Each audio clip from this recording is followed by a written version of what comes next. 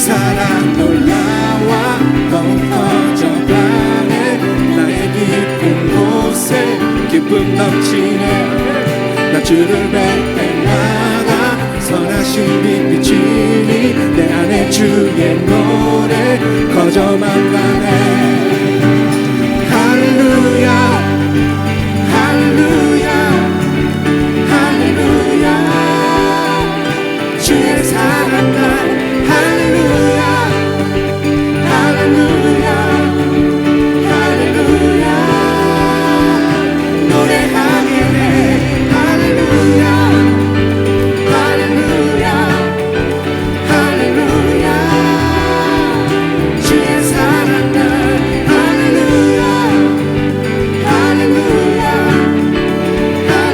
할렐루야 노래하게 해.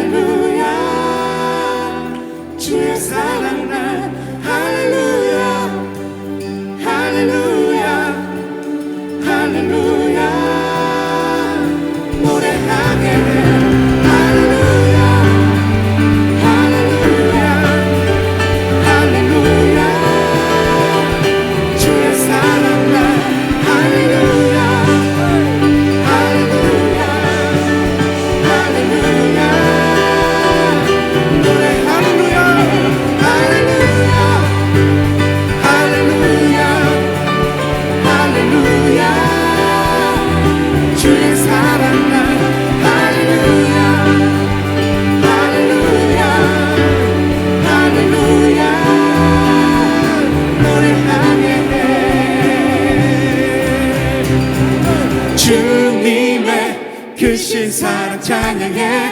나의 힘과 능력이 되신 주 나의 모든 삶 변화되었네. 크신 주의 사랑 찬양해. 주님의 크신 사랑 찬양해. 나의 힘과 능력이 되신 주 나의 모든 삶 변화되었네. 크신 주의 사랑 찬양해. 주님 한 분만으로 나는 만족해. 나의 모든 것 되신 주님 찬양해. 나의 영원한 생명 되신 예수님 목소리 높여 찬양해.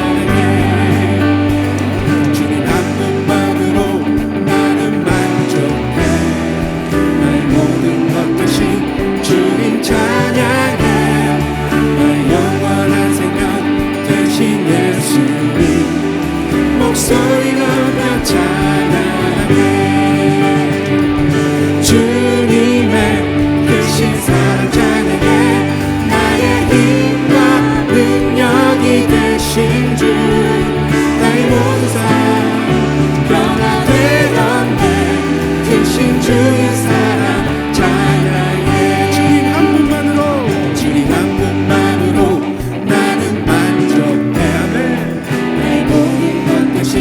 주님 찬양해. 나의 영원한 생명 되신 예수님 목소리 높여 찬양해. 주님의 크신 사랑 찬양해.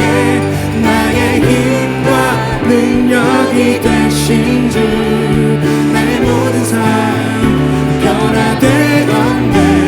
크신 주의 사랑 찬양해. 주님의 크신 사랑 찬양해. 나의 힘과 능력이 되신 주 나의 모든 삶 변화되었네. 크신 주 다시 한번 마음을 다하여 고백합시다. 주님의 크신 사랑 찬양해. 나의 힘과 모든 삶 변화되었네. 크신 주의 사랑 찬양해.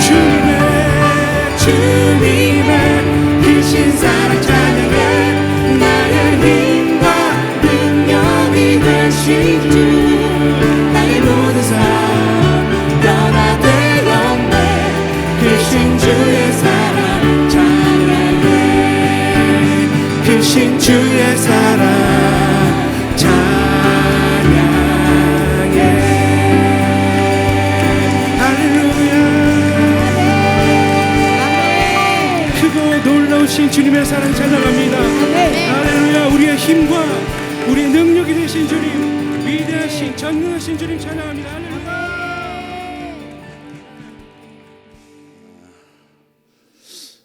최근에 여러분 그런 뉴스 좀 보고 계시는지 모르겠습니다.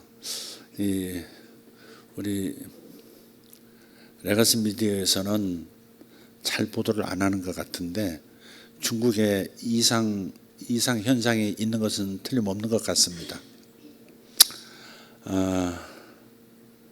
요즘 일어나는 중국의 상황을 보면서 몇 년 전이 생각났습니다. 시진핑 주석이 맨 처음 이제 등장했을 때, 권력을 잡았을 때 교회부터 박해하기 시작했죠.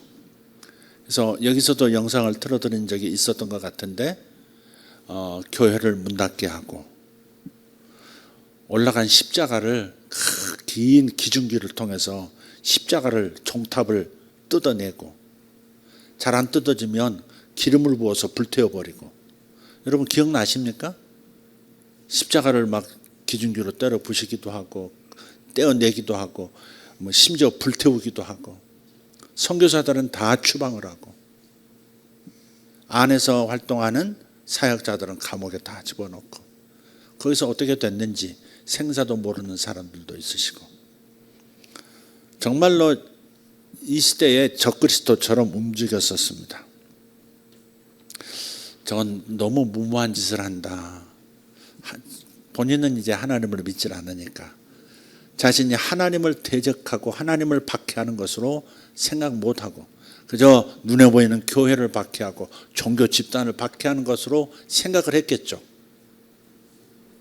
그런데 시진핑이 점점 권력을 잃어가고 권력을 이미 상실한 건지도 모르겠습니다. 등장한 지가 반달이 넘었고요. 물론 독재국가에서는 가끔 지도자가 잠적하기도 합니다. 그리고 갑자기 등장하기도 하죠. 그런데 단지 그렇지만은 않은 것 같습니다. 북한보다는 좀 더 볼 수 있는 여지가 좀 있잖아요. 중국이란 나라는.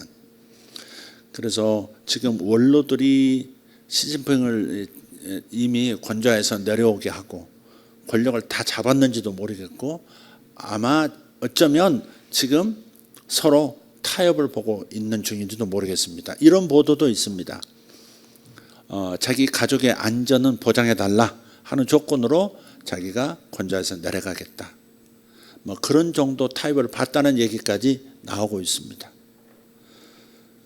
벨라루스의 대통령이 얼마 전에 중국을 방문했었는데 너무 초라한 모습으로 그 대통령을 영접을 했고 그이가 16번인가를 중국을 방문했다는데 항상 화려한 넓은 장소에서 위엄을 보이면서 대통령을 영접하고 협의하고 그랬었는데 이번에는 무슨 조그마한 방에서 그냥 책상 하나 놓고 대화하는 모습이 이제 사진으로 나오고 그래서 상당히 어려운 것 같습니다. 그래서 이런 말씀이 떠올랐어요. 이사야서 61장에 보면 이러한 말씀이 있습니다. 한번 보겠습니다. 이사야서 61장.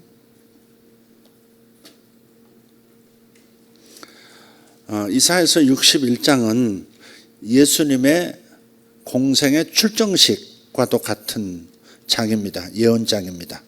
메시아께서 오셔서 드디어 공생애를 시작하시는 그 이야기. 여호와 하나님께서 예수님께 기름 부으시고 그래서 주의를 하도록 하는 구절이 이사야서 61장인데 2절에 보면 여호와의 은혜의 해와 우리 하나님의 보복의 날을 선포하여 모든 슬픈 자를 위로하되 무릇 시온에서 슬퍼하는 자에게 화관을 주어 그 죄를 대신하여 기쁨의 기름으로 그 슬픔을 대신하며 그랬어요. 그래서 하나님의 보복의 날, 누가 우리 자녀를 건드린다면 가만히 있을 수 없죠. 신세계 정용진 회장이, 신세계인가요? 정용진 회장이 가족을 누가 건드렸다고 하면서 뭐 썸네일이 올라온 거 참지 못하겠다, 그런 게 올라온 게 내용이 뭔지는 모르겠습니다만은 가족을 건드리는 것은 아니죠. 하나님의 입장에서 당신의 교회는 당신의 신부이면서 당신의 가족이잖아요. 자녀들이잖아요.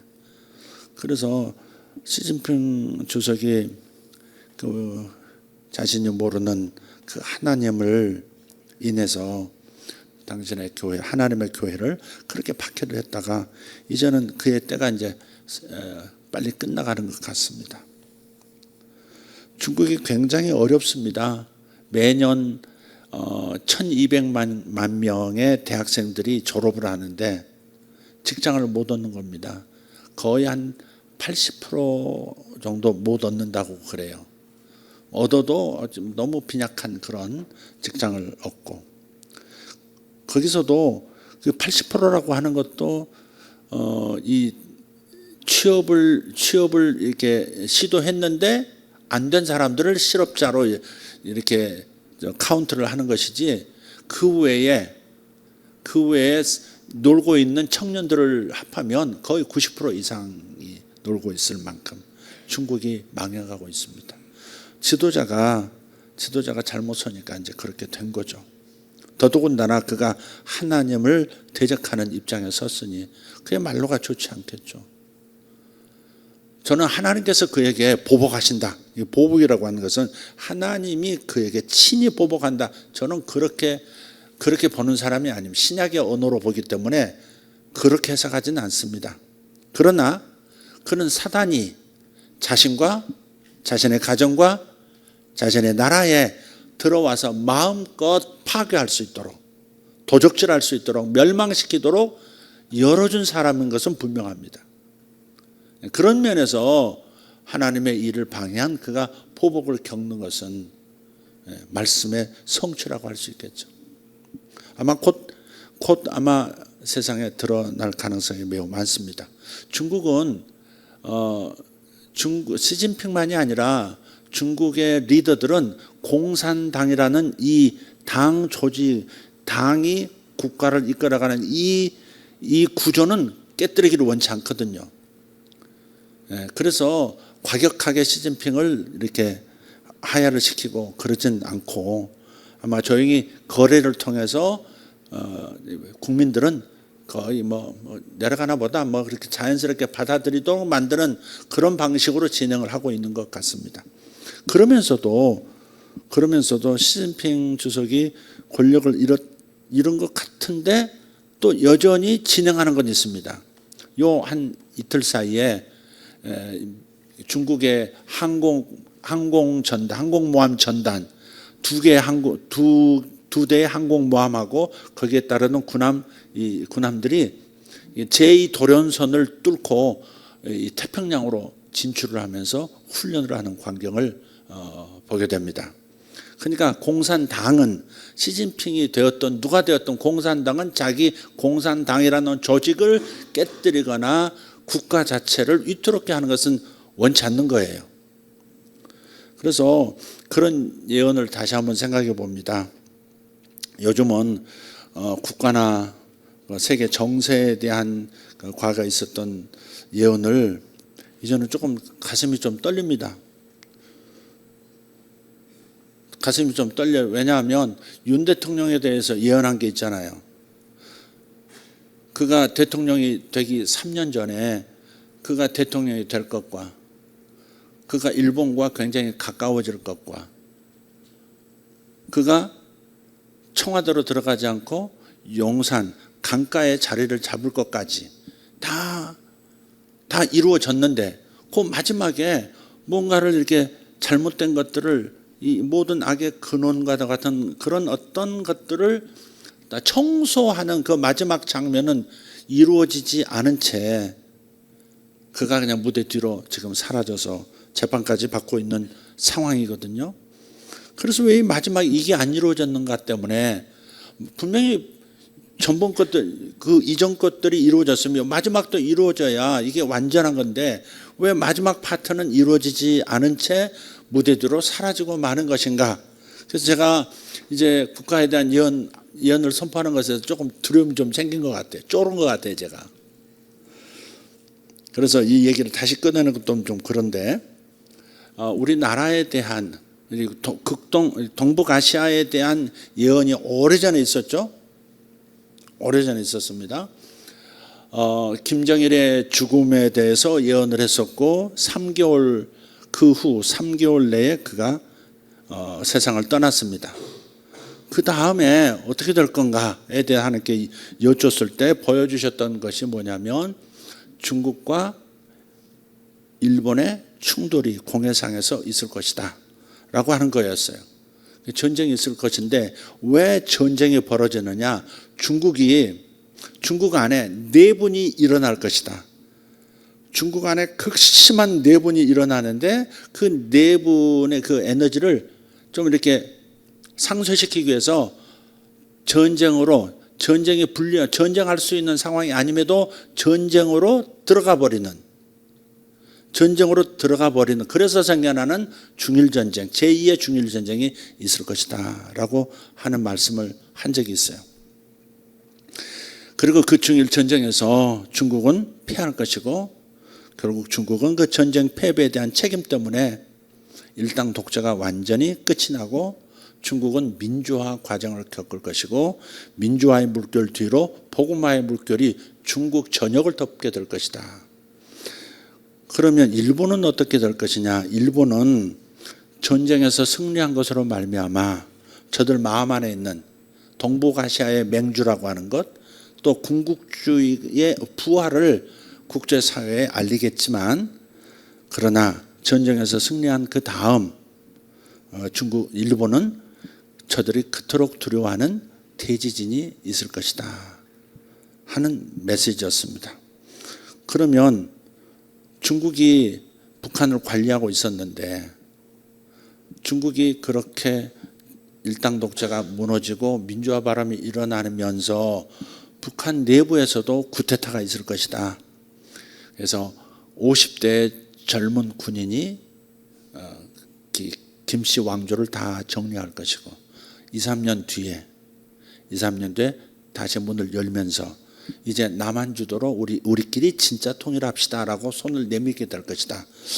그러한 예언이 있습니다. 기억나시죠? 여러분 제가 드렸던 말씀. 옛날 걸 다시 끄집어냈는데 지금 이 상황이라면 전쟁이 있을 수 있다. 그러나 전쟁이 없을 수 있다 말을 해야 될 것 같아요. 전쟁 없이 저절로 중국 수뇌부가 무너지고 있는 이 상황이기 때문에 가장 이상적이라고 생각해요. 그게 북한도 우리와 전쟁 갈등 없이 스스로 자체 내에서 혁명이 일어난다면 그것으로 아주 좋은 거고 중국도 그렇다고 저는 생각해요. 그러나 어쨌든 예언적으로 선포를 했기 때문에 이게 안 이루어지면 또 이제 저는 개인적으로는 조금 여러 가지로 답답해지는 좀 복잡해지는 상황이 될 겁니다. 저 개인은. 그러나 저 개인 입장은 어떻든 간에 하나님께서 이 윤 대통령 상황을 보면 하나님께서 어떤 이유인지 모르지만 어떤 일이 일어나도록 허용하시는 것도 있는 것 같습니다. 예언이 틀렸다라고 할 수도 없어요. 왜냐하면 그가 그냥 검찰총장이 되자마자부터 하나님의 말씀 주셔가지고 그렇게 되어졌고 그가 청와대로 안 들어가고 용산에 자리 잡은 것까지 이루어졌다면 이것은 가짜 예언이라 그럴 수는 없거든요. 내가 잘못 받았다 그럴 수도 없어요. 마지막 파트가 이루어지지 않았기 때문에 그런 거지. 그러나 이루어지지 않은 부분에 대해서도 제가 억셉트 해야 되거든요. 그렇다면 지금 중국의 내분이 지금 시진핑 주석이 내려와야 될 정도로 엄청난 일이 지금 내분이 일어나고 있다면 그러면서도 그러면서도 지금 그 군대는 움직이고 연습을 하고 언제든지 전쟁할 수도 있다는 식으로 이렇게 나오고 있기 때문에 전쟁이 일어날 수도 있겠습니다. 예언대로 일어날 수도 있겠습니다만은 안 일어날 수 있다는 말도 여러분에게 좀 다시 하고 싶습니다. 정정을 좀 하고 싶습니다. 그렇게 될 수도 있다. 이 말은 전쟁 없이 중국이 변화될 수도 있겠다. 그리고 차라리 그게 더 낫겠다 하는 마음은 저한테 있습니다. 그래서 많은 사람 이 전쟁 이후에 일본에 대지진이 있을 것이다 그렇게 제가 예언을 했었는데 많은 이들이 일본의 7월 대지진을 많이 얘기하고 있습니다. 세계 여러 곳에서 예언하는 사람들이 지금 그 선포를 하고 있거든요. 그래서 일본에 가 있는 사람들은 7월 달은 들어오는 게 어떤가 싶습니다. 저에게는 이런 순서로 일어날 것이다 라고 말씀을 주셨던 거지만 제가 이 부분은 조금 제가 조금 이렇게 좀 조정을 해야 될 것 같습니다. 특별한 경우 아니면 7월 달은 좀 들어와 있었으면 좋겠다. 그리고 7월 끝나면 다시 제 예언은 아니지만 그 다음에 나가는 것도 안전하겠다. 많은 예언자들이 얘기를 하고 있으니까 조금 반응을 그렇게 보이는 것도 괜찮겠습니다. 예언 같은 걸 안 믿는 사람들이라면 그렇게 하십시오. 그러나 그렇지 않다면 좀 들어와 있으라고 좀 가족들에게 얘기하면 어떻겠는가. 좀 여러 가지 곤란한 면도 있겠습니다만은 좀 들어왔으면 좋겠다. 그 제안을 하는 바입니다. 자, 말씀으로 다시 돌아가겠습니다. 오늘 이 말씀을 보면요, 쭉 1절부터 7절까지 쭉 읽어보면요, 지난번에도 잠깐 말씀을 드렸던 본문인데 주님께서는 슬퍼하는 자에게 화관을 준다 이 말씀하셨어요. 그런 찬양도 있거든. 제 대신 화관을 내게 슬픔 대신 기쁨을, 그런 찬양이 있어요.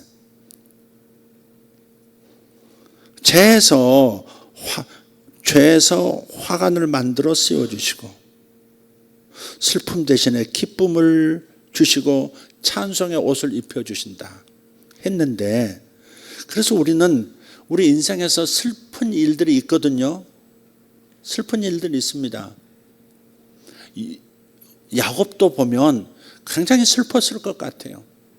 형을 피해서 먼 부모님 다시는 볼 수 없는 그 먼 땅으로 이민을 갔고 거기에서 친족 밑에서 일을 했지만 20년 동안 제대로 삭스를 받지 못하고 자기 집을 세우지를 못하고 굉장히 힘들고 괴롭고 가족들한테 미안하고 부끄럽고 그랬을 것 같아요. 그래서 그 야곱이 자기 삼촌, 그러니까 사장이죠. 자기 목장의 사장이 삼촌이 외삼촌이잖아요. 외삼촌 라반에게 말합니다. 삼촌은 나 때문에 이렇게 복을 받아서 부자가 되었지만 나는 언제나 나의 집을 세우겠습니까? 나에게는 양 몇 마리라도 키울 수 있는, 양 몇 마리를 가지고 목장을 시작할 수 있는 나의 기업은 언제나 세워지겠습니까? 삼촌에게 말했지만 야곱은 하나님께 기도했다고 믿습니다. 왜? 하나님의 약속이 있었거든요. 너를 부유하게 해서 이 땅으로 다시 돌아오게 하리라 약속하셨는데 그 일이 이루어지지 않고 있고, 여전히 눈으로 볼 때는 악덕 기업주, 외삼촌이면서도 악덕 기업주가 나에게 주겠다고 약속했던 그 품삯을 10번이나 바꿔버리고, 그래서 자기 손에 돈을 가지지 못하도록, 양 몇 마리도 가지지 못하도록 그저 빌부터 살도록, 빈익빈 부익부, 그저 계속 가난해서 빌부터 살 수밖에 없는, 시키는 대로 할 수밖에 없는 그런 삶을 사는, 그런 자기 인생을 보면서 슬퍼하고 낙담하고 수치심을 느끼고 가장으로서 남편으로서 괴로웠을 것 같아요. 옛날에 우리 IMF를 맞았을 때 자기 직장을 잃어버리고 출근을 할 수 없는데 차막을 가져가게 보이지 않기 위해서 도시락을 싸가지고 몇 달을 계속 출근하는 것처럼 보였다는 가장들의 이야기가 참 많지 않습니까? 그게 얼마나 큰 괴로움이고 슬픔이고 부끄러움이겠냐고요. 그게 부끄러울 일은 아니죠. 나라 전체가 그러니까. 그렇지만 남자로서 또 남편으로서 아비로서 가족을 부양하는 책임을 진 자로서 직장을 잃고 일하지 가지 못한다고 하는 것이 큰 괴로움이었고 슬픔이었죠. 그래서 돈은 안 줘도 되니까 나를 일하게 해달라고 그런 분들 많았지 않습니까? 앞으로 어쩌면 IMF보다 아마 5배, 10배는 더 힘든 상황이 올 가능성도 있습니다. 징조가 이미 여러 곳에서 나타나고 있고요. 전문가들도 얘기하고 있기 때문에 우리 각자 도생 하나님의 축복을 따라서 잘 준비해야 합니다. 환란의 때가 오고 있다고 요셉의 7년 환란이라고 하는 요셉의 7년 흉년이라고 하는 그 계절 그 막바지에 지금 들어와 있기 때문에 우리는 이걸 겪게 될 겁니다. 2030년 가까이까지 2029년까지는 아주 혹독할 겁니다. 그렇지만 우리에게 이런 말씀이 있는 거예요. 이 말씀을 우리 꼭 붙들어야 돼요. 아까 우리 이선화 권사님이 그 암 선고를 받고 그 증거들이 나오고 엑스레이에 나오고 CT에 나오고 잡히고 그런데도 불구하고 하나님의 말씀을 굳게 붙들었듯이 하나님의 말씀을 굳게 붙들어야 하는 거죠. 주님은 슬픔 대신에 기쁨을 주시겠다고. 제 대신에 화관, 꽃에 영광스러운 꽃의 관을 씌워주겠다고 그렇게 말씀하고 계세요. 그래서 우리가 이 말씀을 붙들어야 합니다. 슬픔 있고 눈물이 있을 때, 괴로움이 있을 때 그대로 가지고 있지 말라는 거예요. 그걸 주님 앞에 가지고 오라는 겁니다. 이 말씀은 내가 제 대신 화관을 만들어 주겠다. 어떤 형태의 화관인지 모르지만 제 대신 네 삶이 죄가 되었느냐? 내 일터가 죄가 되었느냐? 내가 너에게 화관을 주겠다. 그 대신 네가 가져오라는 거예요. 저는 이렇게 비유를 하고 싶어요. 천국 화폐 제도가 있다는 거예요. 제가요 해외에 나가서 집회를 하면 그 나라 사람들이 자기 나라 돈을 이렇게 헌금을 할 때 나한테 줄 때가 있어요. 이렇게 뭐 필리핀 가면 페소를 막 건네주고, 호주 가면 호주 달러 주고. 호주 달러는 여기서 사용 못하죠. 그죠? 어떻게 해요? 그럼 버려요? 호주 달러로 5,000불도 받아본 적이 있는데 가면 꼭 기도 한번 해주면 5,000불씩 주는 분이 있었어요. 사업하시는 분인데. 그러면 그걸 우리 한국에서 쓸 수는 없죠. 곧바로 쓸 수는 없어요. 방법은 뭐예요? 환전소 가는 거죠. 은행 가든지 환전소 가면 바꿔줍니다. 우리나라 지폐로. 혹은 달러로 바꿔줍니다. 달러는 또 쓸 수 있잖아요. 호주 달러로 바로 쓰지는 못해도 이 나라에서는 익숙하지 않으니까. 그렇듯이 하나님 나라도 우리가 뭔가를 가지고 우리의 지폐를 그 지폐를 가지고 가면 천국 지폐로 바꿔주시는 거예요. 그 천국 지폐는 화관이고 기쁨이고 즐거움이고 2배의 축복이고 그런 거예요. 그래서 내가 가지고 있는 것을 그대로 가지고 있지 말라는 거예요. 수치감을 가지고 있지 말라는 거예요. 수치감을 주님께로 가지고 가라는 거예요. 인생에서 내가 맛보고 있는 이 세상이 내게 준 이 지폐를 들고 있지 말고 이걸 교환해 주시는 주님 앞으로 가라.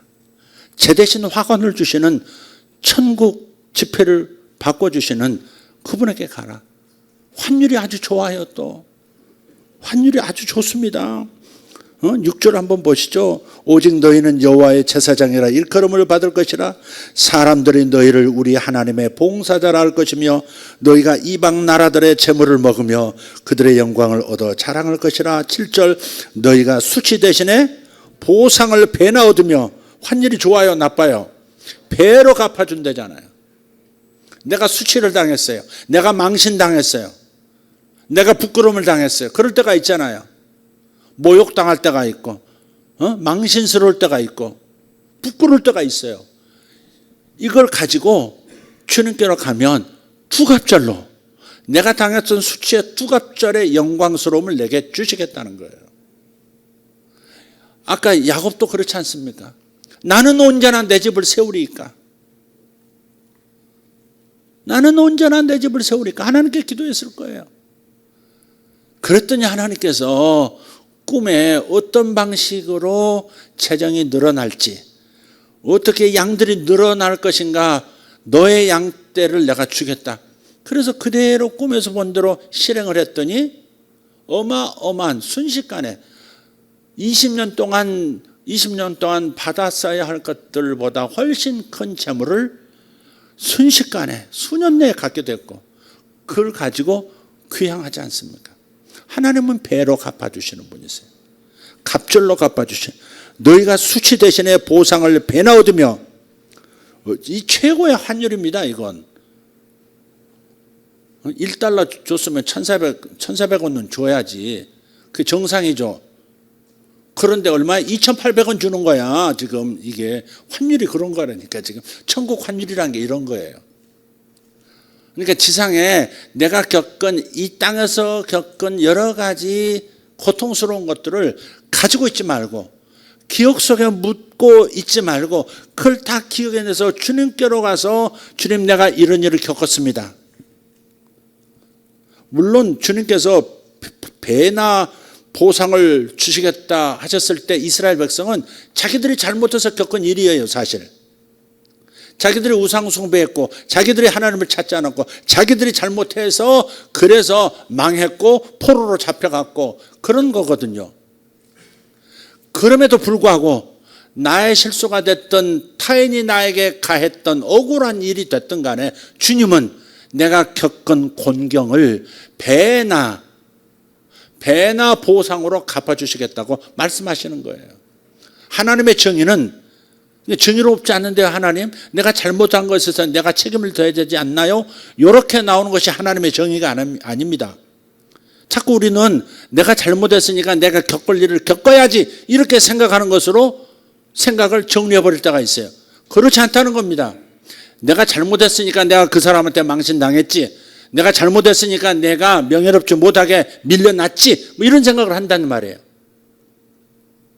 그러나 주님의 정의는 당신의 아들, 죄 없으신, 아무런 문제가 없으신 그 아들을 십자가를 지게 하셔서 그에게 모든 형벌을 겪게 하시고, 나의 실수의 대가까지도 그분이 다 겪게 하시고, 그럼으로써 그분을 믿고 그분 안에 있는 그분의 이름을 사용하는 그분의 자녀들을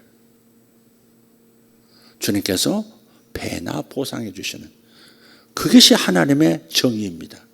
아들 예수가 너의 실수와 너의 허물을 인해서 받았던 모든 받았으니 너는 그저 내 복을 받아라. 이것이 하나님의 정의인 거예요. 자기 자신에게 정의를 요구하지 마세요. 예수님에게서 정의를 찾으신 하나님의 그 은혜를 바라보세요. 하나님의 정의는 예수 위에 내려진 나의 모든 잘못과 나의 죄 때문에 그가 겪으셔야 했던 바로 그 일이 하나님의 정의가 이루어진 거거든요. 그리고 우리는 그저 예수님 덕분에 예수님의 의로움을 내가 덧입고 하나님 앞에 떳떳이 설 수 있고 정죄감을 느끼지 않아도 될 수 있는 자격을 취득한 거잖아요. 그러니까 이것이 하나님의 정의라고 생각하세요. 내가 잘못했으니까 이런 일을 겪었다. 이것도 하나님 앞에 가지고 가면 최고의 환율로 보상해 주신다. 이것이 성경의 메시지다. 주님은 이 일을 하려고 오셨다. 또 우리도 그렇게 살아야 한다. 너희가 수치 대신에 보상을 배나 얻으며 능욕 대신에 몫으로 말미암아 즐거워할 것이라. 그리하여 그들의 땅에서 갑절이 나옵고, 다시 갑절을 말하죠. 그들의 땅에서 갑절이 나옵고, 네가 겪었던 그 너에게 수치를 안겼던 그 영역에서 네가 다시 명예롭게 되어질 것이다. 그렇게 말씀하고 계시고, 그래서 영원한 기쁨을 누려라. 이것이 주님의 우리를 향한 은혜의 메시지입니다. 이 메시지는 우리를 초청하는 거예요. 믿고 누리라고 초청하고 계시는 거예요. 이 말씀을 아는 것으로 그쳐서는 안 돼요. 이 말씀을 믿고 그것을 내 것이라고 주장하고 그렇게 움직여 나가야 되는 거예요. 주님께서 말씀하셨어요.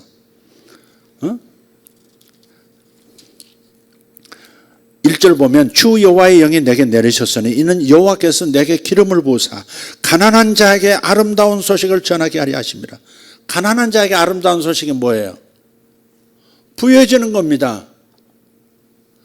영원히 서민으로 하층민으로 하층계급으로 살 수 있는 내가, 그럴 것 같았던 내가 상류층이 될 수도 있다는 겁니다. 그것이 하나님의 계획이라는 거예요. 가난한 자에게 복된 소식은 바로 내가 부여해지는 겁니다. 아멘입니까? 나도 전전사님 설교를 자꾸 듣다 보니까 아멘이십니까? 이렇게 자꾸 나오려고 그래. 아멘이십니까? 아멘이십니까? 아멘 안 하니까 자꾸 물어보고 싶네. 전전사님 왜 저러나 그랬네. 아멘이십니까? 아멘. 그래, 맞아요. 아니, 부여한 것이 우리에게 주어진 축복이라는 것을 기억하고 주장해야 합니다. 암이 내게 생겼지만 건강한 것이 나의 몫이야. 그렇게 담대하게 붙들고 나갈 때 하나님은 약속대로 보상하시고 갑절의 환율로 우리에게 배상해 주시는 분이세요. 아멘. 그래서 슬픈 일이 있으실 때는 주님 앞에 가지고 가십시오. 슬픈 일 상태로 계시지 말고 슬픈 기억으로 그래 내가 잊어야지 그러지 말고 이 부분에서 내가 배상을 못 받았네? 제가 저번에도 말씀을 드렸어요. 보험회사에 내가 가입을 해서 최상의 보험이에요. 계약 조건이 아주 좋아요. 내가 뭔가를 잃었으면 그에 대한 그대로 액수로 배상을 해주고 또 이 배상이 나올 때까지 상실할 때부터 배상이 복구가 될 때까지 그 기간 동안에 겪을 여러 가지 재정적인 그 정신적인 고통까지도 보상해 주는 최상의 보험이 가입됐다고 합시다. 내게 무슨 일이 일어났어요. 도둑이 들어서 다 가져갔어요. 귀중품을 다 가져갔어요. 그런데 내가 가만히 있으면 아무런 일도 일어나지 않는다고요. 도둑이 내게서 가져간 게 있는데 보험회사에 얘기를 해야죠. 얘기하면 그들이 일어날 거예요. 근데 내가 먼저 일어나야 합니다. 내가 먼저 일어나서 이건 배상을 받아야 돼. 하나님께서 우리에게 일종의 보험 계약서를 지금 주신 거예요. 최고의 보험 계약서를 내미시는 겁니다. 초청하시는 거예요. 요청하라는 거예요. 너 뭐 잃어버렸어? 뭐 잃어버렸길래 그렇게 슬픈 거야? 너 뭘 당했길래 그렇게 억울해하는 거야? 무슨 일을 겪었길래 그렇게 괴로운 거야? 무슨 일을 겪었길래 그 수준으로 살고 있는 거야? 지금 주님께서 우리에게 초청하시는 거예요. 계약서를 들고만 있으면 안 됩니다. 전화하셔야 됩니다. 마찬가지로 하나님께 기도하셔야 됩니다. 슬픔이 있어서 눈물을 흘리셨다면 그걸 주님께로 가지고 가시는 거예요. 옛날 것도 마찬가지입니다. 다 지나간 일이라도 다시 소환해서 구체적으로 명확하게 내가 어떤 일을 겪었는지 그 일에 대해서 제가 배상을 요청한 적이 없다면 하나님께 요청하셔야 합니다. 그게 이 말씀입니다. 시편 126편 5절 한번 보겠습니다. 시편 126편 5절 6절 한번 보겠습니다. 눈물을 흘리며 씨를 뿌리는 자는 기쁨으로 거두리로다. 울며 씨를 뿌리러 나가는 자는 반드시 기쁨으로 그 곡식단을 가지고 돌아오리라. 그래서 우리가 가지고 가셔야 합니다. 눈물을 흘리며 씨를 뿌린 자는 기쁨으로 거두게 될 것이다. 그러니까 슬픈 일이 있었다면, 괴로운 일이 있었다면, 억울한 것이 있었다면 가슴에 묻지 마시고 주님 앞에 가지고 가십시오. 그것이 무엇이 됐든 여러분의 인생에서 벌어진 일, 여러분이 짊어졌던 무거운 짐들, 그것을 그냥 지나가게 하지 마십시오. 기억 속에 머물게만 하지 마십시오. 내가 감내해야 할 부분이라고 가슴속에 묻고 삭히지 말고 주님께로 가지고 가셔서 뿌리십시오. 기도하십시오. 요청하십시오. 역사가 일어날 줄 믿습니다. 여러분 무슨 일을 겪으셨어요? 어떤 일을 겪으셨어요? 구약의 역대상 4장에 보면 야베스가 나오죠. 야베스라는 이름의 뜻이 뭔지 아시죠? 수고로에 나았다. 그래서 야베스라는 거예요. 고통 속에서 나았다. 고통 속에서 태어났고 고통 속에서 수고로움 속에서 태어났어요. 어머니가 이름을 야베스라고 지었어요. 유복자인 거예요. 아버지가 없는 거예요. 전쟁터에서 돌아가셨는지도 몰라요. 그래서 어머니가 자식을 고통 속에서 난산을 겪으면서 낳은 자식이에요. 어머니에게 고통을 끼치고 수고로에 태어난 나게 한 자가 야베스예요. 그래서 이름이 야베스예요. 그런데 그의 인생이 어떻게 됐어요? 하나님께 구합니다. 환난 대신 기쁨이 있게 해달라고, 내 지경이 넓혀지게 해달라고, 복의 복을 더해달라고, 근심 대신 하나님의 복이 임하게. 우리 한번 정확하게 한번 찾아보도록 하겠습니다. 이게 씨를 뿌리는 방법입니다. 10절 9절부터 10절까지 역대상 4장 9절 10절입니다. 야베스는 그의 형제보다 귀중한 자라. 그의 어머니가 이름하여 이르되 야베스라 하였으니 이는 내가 수고로이 낳았다 함이었더라. 야베스가 이스라엘 하나님께 아뢰어 이르되 주께서 내게 복을 주시려거든 나의 지역을 넓히시고 주의 손으로 나를 도우사 환난을 벗어나 내게 근심이 없게 하옵소서 하였더니 하나님이 그가 구하는 것을 허락하셨더라. 훗날에 다른 성경 구절을 보면 도시 이름이 야베스도 있어요. 야베스를 기념하는, 얼마나 높이셨는지, 얼마나 영예롭게 하셨는지, 야, 저 고생아, 수고로운 자야, 이렇게 들으면서 어린 시절을 보냈을 그 야베스가 그렇게 존경받는 도시 이름을, 야베스의 이름을 따서 지을 만큼 명예로운 자가 되게 하신 거란 말이에요. 얼마나 갑절로 배상해 주신 겁니까? 최고의 환율로 교환해 주신 거예요, 이게. 그러니까 우리도 그대로 있으면 안 되는 거죠. 고통스러운 인생, 수고로운 인생, 거두는 것은 없고 계속해서 고통이 증가되는 이런 인생으로 끝내지 않고 내가 이렇게 살 수 없다. 내가 이 눈물을 주님 앞에 보여드려야지. 이 고통의, 이 낙담의, 이 수고로움과 이 수치스러움을 하나님 앞에서 풀어야지. 그게 바로 눈물로 씨를 뿌리는 거예요. 우리가 눈물로 씨를 뿌리는 건 농사지러 가라는 얘기는 아니잖아요. 그것은 영적인 얘기죠. 주님 앞에 내가 눈물로, 내 눈물을 가져오게 한 이 일을 주님 앞에 진술하여 하나님께서 갑절이나 갚아주신다고 하셨고, 배나 내 몫을 주신다고 하셨고, 재 대신 화관을 주신다고 하셨고, 슬픔 대신 기쁨으로 바꿔주신다 하셨으니 내가 주님 앞에 말씀드려야지. 이런 심정으로 여러분 속에 있는 것들을 주님 앞에, 여러분 인생에 있었던 그 모든 그 고통스러운 것들을 주님 앞에 진술하십시오. 보복을 구하지 말고, 보복을 구하지 말고, 내 인생을 이렇게 엉망진창으로 만들고 이렇게 괴로운 인생으로 만든 것은 사탄이니까 우리의 원수는 오직 사탄이라고 하는 존재에게 초점을 맞춰야지 인간에게 초점 맞추면 안 되죠.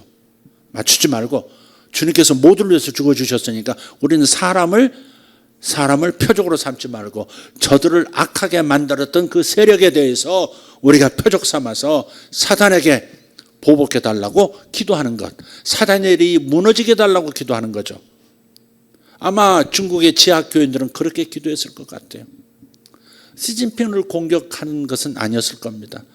축복하면서 도리어 이런 악한 구조를 만들어낸 사탄, 시진핑을 저렇게 악한 리더로 만든 사탄의 세력이 주님의 보복을 받게 해달라고 기도했을 겁니다.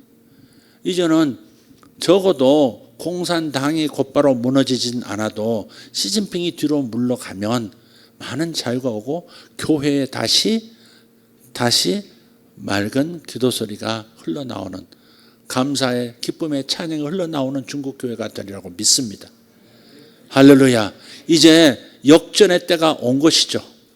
역전의 때가 왔습니다. 많은 분들이 중국에 관심이 없으니까 무슨 일이 벌어지는지 잘 모르고 계세요. 심각한 일이 벌어지고 있습니다. 지금 시진핑만 뒤로 물러서도 저 악한 철학을 가진, 정치 철학을 가진 사람만 제거되어도 어마어마한 변화가 중국에 일어날 거예요. 그러면 지하교회 저 수많은 성도들이 다시 예루살렘까지 복음을 전하자 일어날 거예요. 그때를 보기를 원합니다. 할렐루야. 눈물로 주님 앞에 씨앗을 뿌리면 반드시 단을 거두게 되는 축복이 있습니다. 놓치지 말길 바랍니다. 야베스가 그랬고 또한 야곱이 그러했고, 그러니까 여러분 절대 마음에 두고 이건 어쩔 수 없는 일이야 라고 낙심하고 포기하지도 말고 무조건 주님 앞에 가지고 가셔서 이것도 바꿔주시나요? 물어보시길 바라요. 이것도 바꿔주시나요? 우리 어렸을 때 이것도 엿주나요? 이렇게 우리 했거든요. 무조건 고무신 떨어지지도 않은데 아버지 고무신 싹 들고 와서 엿바꿔 먹어버리고, 고무신도 받았거든요 옛날에. 사자포 간장병 다 떨어져라, 빨리 떨어져라, 병 얼른 내채서 가지고 가면 또 엿 한 가닥 이렇게 끊어주고, 그것도 신문지에 싸가지고 더운 여름날 줘가지고 집에 가서 보면은 신문지하고 엿하고 범벅돼가지고 어떻게 먹어야 될지 모르고 홀딱 놓고 그냥 찌르긴 거 남으면 뱉고 막 그러기도 했죠. 이상한 것도 흘렀습니다. 어쨌든 이것도 바꿔주시나요 주님? 이것도 배상해 주시나요? 이것도 내가 쓸 수 있는 축복으로 바꿔주시나요? 모든 걸 바꿔주시는 분이세요. 내가 겪은 저주도 가져가시고, 내가 겪었던 실패도 가져가시고, 내가 저질렀던 실수와 허물도 가져가시고, 그대로 정죄감으로 가지고 있지 말고, 저 모시겠는데 정죄감 있어가지고 악몽 꾸고 그러지 말고 주님께로 가져가시면 최상의 복으로 제 대신 화관으로 바꿔주시는 분. 내 마음에서 다 이제는 제가 되어버린 그것도 다시 다 모아서 가지고 와서 이것도 바꿔주시나요? 바꿔주십니다. 화관으로 바꿔주십니다. 할렐루야. 모든 슬픔 다 쓸어 모아서 주님께 얘기하십시오. 주님께서 온갖 기쁨으로 바꿔서 내게 주실 것입니다. 이게 이 말씀입니다. 이사야서 61장을 우리 한번 7절까지 한번 쭉 한번 읽어볼까요? 한번 읽어보겠습니다. 같이 읽겠어요. 주 여호와의 영이 내게 내리셨으니 이는 여호와께서 내게 기름을 부으사 가난한 자에게 아름다운 소식을 전하게 하려 하심이라.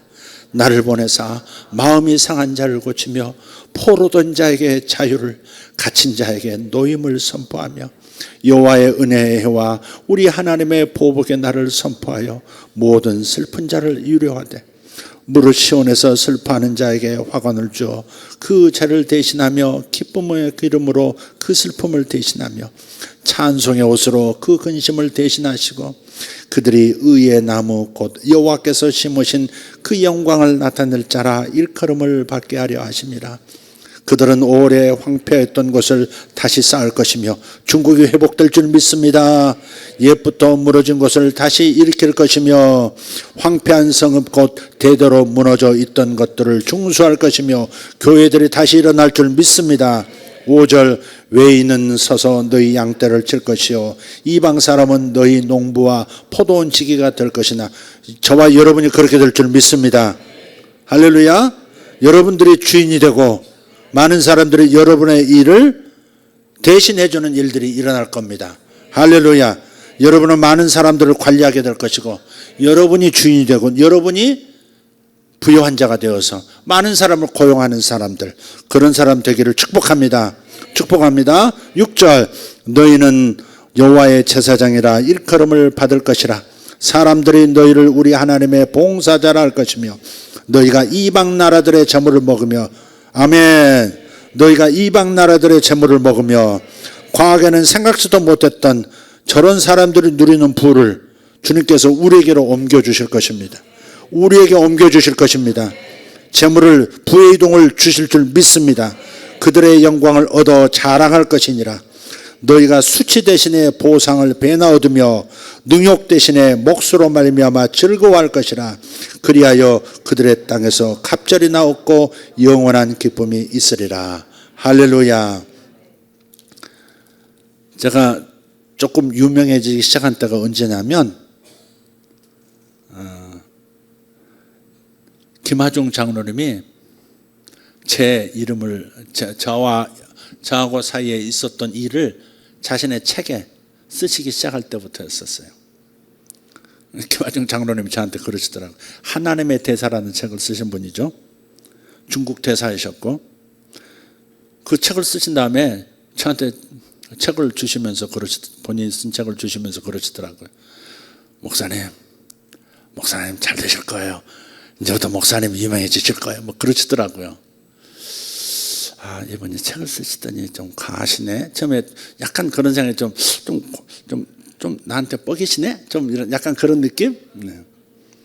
근데 아니나 다를까 그 이야기가 얼마나 많이 퍼져서 그 이야기의 주인공이 저라고 그러면 다 아는 거예요. 왜 해외에 나가서도 그 하나님의 대사를 읽은 분들이 많아가지고, 그 첫 번째 이야기가 뭐냐면 갇힌 자에게 자유를, 포로된 자에게 자유를, 갇힌 자에게 노임을 선포하며, 요 구절이 있거든요. 제가 어느 날 꿈을 꿨어요. 책 읽으신 분 다 알고 여러 번 간증했어요. 근데 엊그저께 이제 어떤 형제들이 있어서 그 형제들한테 뭐 이야기하다가 그분들도 그분을 알기 때문에 그 얘기를 했더니 다들 와 박수를 치고 그러시더라고요. 처음 들었던 얘기니까. 근데 그 얘기가 뭐냐면, 제가 꿈을 꿨는데 해외에 다른 나라에 우리 한국 사람이 갔는데 세 사람이 갔어요. 근데 거기서 나쁜 짓을 했어. 그래서 세 사람이 사형 선고를 받았대요. 그래가지고 사형 집행 날짜를 기다리고 있는 세 사람이 있어요. 근데 음성이 들렸어요, 꿈속에서. 그 중에 하나가 내 아들이다. 내 아들은 아들인데 신앙이 날라리다. 그랬어요. 날라리다. 신앙이 날라리다. 근데 걔는 살려야 된다. 그랬어요. 깨났죠? 깨나가지고 그 꿈을 막 기록했어요. 그때는 내가 일주일 내내 하루에 한 30명씩 40명씩 예언사역을 했던 때거든요. 근데 그 다음날이 돼서 꿈꾼 다음날 사람들이 들어오는데 어느 분에게 이 메시지를 전해야 되나. 오전 내내 기다렸는데 없는 거예요. 근데 오후 점심 먹고 오후가 됐는데 첫 번에 어떤 분이 저쪽에서 이렇게 들어오시는데, 그 중년 여성이 들어오시고 제 앞에 딱 앉았어요. 앉았는데 감동에 이분에게 요 꿈 얘기를 읽어주라는 거예요. 그래서 꿈일기를 펴서 읽어줬어요. 다른 나라에 세 사람이 갔는데 나쁜 짓 해가지고 사형 선고를 받고 집행 날짜 기다리고 있다. 근데 그 중에 한 놈이 날라리다. 그 놈을 살려야 된다. 그랬더니 그 여자분이 듣고 있다가 모르겠는데요? 그러더라고요. 무슨 말인지 모르겠는데요? 그러더니 마지막에 이 말씀하시는, 혹시 다른 나라라고 하니까 제 남편이 중국 대사입니다. 중국에 가 있는 한국 대사입니다. 그분이 이제 김하중 대사님이셨던 거예요. 그럼 우리 남편은 이 얘기를 들으면 알지 모르겠습니다. 그래서 그 꿈을 찍고 사진 찍고요. 그 다음에 녹음을 한 걸 가지고 중국에 있는 신랑 대사님에게 전화로 들려준 거예요. 아니, 우리 아내가 한국에 잠깐 귀국한다고 갔는데 어디서 또 어떤 목사를 만났길래 또 이런 기도를 받고 누구를 살려야 된다고 이런 메시지까지 들었나. 그러면서 이분이 그래도 하나님이 말씀하셨으면 내가 알아봐야지. 그러고서 밑에 있는 영사를 불러가지고 알아봐라. 지금 사형 선고 받은 한국인이 지금 있는가, 중국에 있는가 찾아라. 영사가 부지런히 이제 몇 개를 찾은 거예요. 찾았는데 한국인 세 사람이 마약을 5kg 운반하다가 체포됐대요. 중국에서는 5g 소지하고 있다가 잡히면 사형입니다. 5g이면 사형이에요, 무조건. 근데 5kg을 운반했으니까 1000배를 운반한 거잖아요. 마약 운반책이었던 거예요, 그게. 세 사람이 잡혀가지고 재판을 받고 대법원에서도 사형 선고를 받고 이제 집행 날짜를 기다렸는데 각 성에 흩어져 다른 감옥에 다 갇혀 있는 거예요. 그래서 이 영사가 그 성을 날아다니면서 다 그 한 사람 하나씩 만난 거예요. 면담을 한 거예요. 근데 이 사람도 아니고 이 사람도 아닌데 세 번째 누구를 만났는데 그 사람이 뒤도 안 돌아보고 왜 오셨소? 영사 나으리. 뭐 그런 투로 영접을 하더래요. 당신 예수 믿냐고 물었대요. 예수 믿냐고. 그 단사가 내 아들이라 그랬으니까. 당신 예수 믿냐? 그랬더니 예수? 그러더니 난 날라리요. 그러더래요. 그래가지고 그 영사님이 날라리 찾았습니다, 대사님. 그리고 이제 대사님한테 보고를 올렸고 근데 이제 대사님은 이제 이 사람을 이제 날라리를 찾았으니까 자기 입으로 날라리라 그러니까 뭐 그 사람이 맞죠. 그 사람을 이제 백방으로 구명운동을 하는데 대법원에서도 사형 선고를 받은 사람을 어찌 할 수 없다는 거예요. 외교부장도 친구니까 만나고 해도 안 되고 이 사람도 안 되고 아무도 안 되는 거예요. 그러던 차에 한국에서 그 이 박주선 의원이라고 5선 의원이신데 지금은 아니죠. 그분이 중국을 왔더래요. 그래서 대사님 나 저 좀 도와주셔야겠습니다.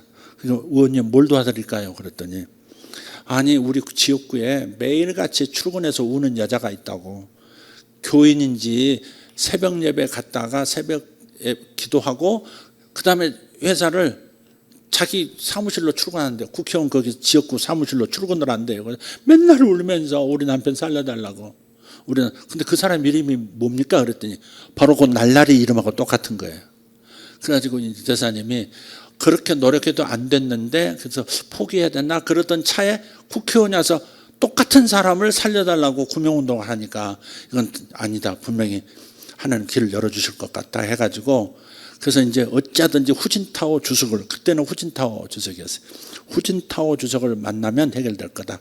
중국은 되는 것도 없고 안 되는 것도 없다는데 어쨌든 후진타오 주석을 만나면 해결할 수 있다. 그래가지고 후진타오 주석을 어떻게 만날까 고민하고 있는데 마침 한국에서 또 윤영관 그때 외교통상부 장관이 후진타오 주석을 만나려고 온 거예요. 그건 노무현 정권 때죠. 그래서 장관님이 오니까 후진타오를 만나러 들어간다고 하니까 대사하고 같이 들어가거든요. 주석을 만나면. 그러니까 이제 반대로 이제 이 중국 대사이신 이분이 그 한국에선 윤영군 대사한테 저 장관한테 얘기를 한 거예요. 아무개라는 사람이 있는데 후주석 만나시면 꼭 이 사람을 살려달라 빼달라고 부탁을 좀 해주십시오 하니까 이 장관이 그럽시다 그런 거예요. 근데 이 장관은 어떻게 생각했냐면 지금 잡혀 들어간 사람이 혹시 국정원에서 이렇게 은밀하게 움직이는 은밀하게 위대하게 작업하다가 나라를 위해서 작업하다가 잘못돼서 잡힌 걸로 생각하고 그럽시다 그런 거예요. 이게 나중에 알고 보니까. 그래가지고 들어가가지고 후주석을 만났는데 사형 집행한 걸로 하고 그 사람은 한국으로 이렇게 돌아오도록. 근데 그 사람은 죽은 사람인 거죠. 법적으로는 죽은 사람이에요. 근데 살아 계세요.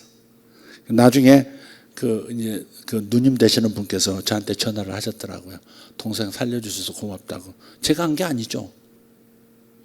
그러니까 저한테는 참 의미 있던 이 이사야 61장 예수님의 이 출정식과 같은 건데 그 첫 번 1절에서 나오는 이 이야기 포로된 자에게 자유를 갇힌 자에게 노임을 선포하는 이 일도 그러니까 그가 자신이 실수해서 그런 좋지 않은 일에 가담해서 마약을 운반하다가 사형 선고까지 받았지만 자기 실수이지만 그도 어쩌면 기도했을 거고 가족도 기도했을 거고 그 눈물을 하나님 앞에 가서 말씀드릴 때 하나님께서 기이한 방식으로 이름도 모르는 성도 모르는 이상한 어느 한국의 어떤 구석에 있는 목사한테 꿈을 주셔가지고 그것이 계기가 돼가지고 이런 일까지 일어나도록 만드시는 하나님이세요.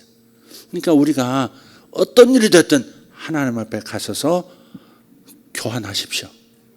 여러분 지상의 그 쓸모없는 괴로움만 주는 이 땅의 지폐를 천국 지폐로 바꿔달라고 아주 고환율로 바꿔주실 거니까 바꿔달라고 요청하시면 됩니다. 아멘. 네, 그러니까 그대로 놔두시면 안 돼요. 이 구조를 그대로 놔두시면 이건 초청장이에요. 슬픔 당한 자에게 초청하시는 거예요. 고통을 겪는 자에게 초청하시는 거예요. 낙심하는 자들을 불러 다시 초청해서 그들을 갑절이나 보상받도록 만들려고 하시는 하나님의 초청장이에요. 모든 구절, 모든 여러분의 상황을 고통스러웠던 상황을 이 구절로 가져오셔서 눈물로 주님 앞에 아르십시오. 주님 앞에 진술하십시오. 그분께서 무언가를 배상해 주실 겁니다. 큰 기쁨으로 역사하실 줄 믿습니다. 제가 목이 좀 그래서 오늘 그냥 이렇게 말씀을 마치겠습니다. 다 같이 일어나십시다. 다 같이 일어나십시다. 온라인으로 예배 드리는 분들도 하나님께서 그곳에 계십니다. 당신 앞에 계십니다. 주께서 당신을 이 말씀으로 초청하시는 겁니다. 너는 눈물로 내 앞에서 씨를 심을 것이 무엇이냐? 울면서 씨를 뿌릴 것이 무엇이냐? 네가 겪었던 고통이 무엇이냐? 나는 그것을 좋은 것으로 바꿔주려 한다. 내 마음에 두지 말고 내 앞에 진술함으로 씨를 뿌려라.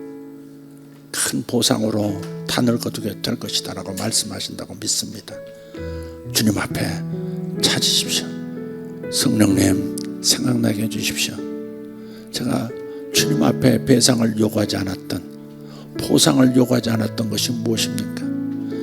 그저 어쩌다 벌어진 일이려니, 우연히 일어났던 일이려니 생각하면서 고통을 곱씹으며 있었던 것, 이제는 주님 앞에 씨를 뿌리는 심정으로 아뢰겠습니다. 때로는 내 실수로 벌어진 일로 인해서 겪는 나의 수치, 나의 괴로움, 나의 고통이지만 주님 그대로 놔두지 말고 천국의 것으로 바꿔가라 말씀하시니, 천국의 것으로 바꿔가라 말씀하시니 주님 앞에 말씀드리겠습니다. 지금 겪는 일들도 주님 앞에 아뢰십시오. 씨를 뿌리는 마음으로, 눈물로, 진실로 구하는 마음으로 씨를 뿌리듯 주님 앞에 진술하십시오. 요청하십시오. 요청하십시오. 무엇으로 보상해 주시겠습니까? 물질도 보상해 주실 것입니다. 억울하게 잃은 재산이 있습니까? 억울하게 속임을 당해서 빼앗긴 것들이 있습니까? 주님 앞에 아뢰십시오. 주께서 잠언서 말씀에도 말씀하셨습니다. 도적이 가져간, 훔쳐간 것이 드러나면, 생각나지면 7배나 갚게 될 것이다.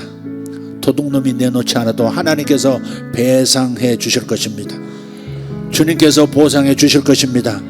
갑절이라 말하는 것은 충분히 흘러 넘치도록 부어주신다는 말씀입니다. 건강을 억울하게 잃으셨습니까? 주님 앞에 가지고 오셔서 주님께서 배나 되는 건강을 부어주시도록 주님 앞에 아뢰십시오. 믿음을 가지고, 배나 주시리란 믿음을 가지고, 갑절로 갚아주시리란 믿음을 가지고, 야곱처럼 주님 앞에 언제나 내 집을 세우리이까, 언제나 나는 나의 명예를 되찾을 수 있겠습니까? 주님 앞에 구하시기를 바랍니다. 언제나 나는 그 일로 인해서 겪었던 고통을 큰 기쁨으로 다시 보상받을 수 있겠습니까? 주님 앞에 아뢰시기를 바랍니다. 마음속에 두지 마십시오. 기억 속에 놔두지 마십시오. 주님 앞으로 가져와서 구체적으로 말씀을 들으십시오. 또박또박 믿음을 가지고 주님 앞에 진술하시면 주께서 당신의 약속대로, 주님의 약속 계정대로 배상해 주실 것입니다. 믿음을 가지고 기도하십시다. 할렐루야, 할렐루야. 주여, 주여, 주여. 주님 감사합니다. 오늘도 기도하시고 또 떠오르면 그 가지고 또 가십시오. 다른 일이 또 떠오르면, 모레 떠오르면 모레 가지고 가십시오. 다시 무언가가 생각나면 일주일 뒤에라도 가지고 가시고 한 달 뒤에라도 가지고 가십시오. 주께서 반드시 들어 응답하실 것입니다. 할렐루야. 천국의 것으로 갚아주실 것입니다. 천국의 화폐로 바꿔주실 것입니다.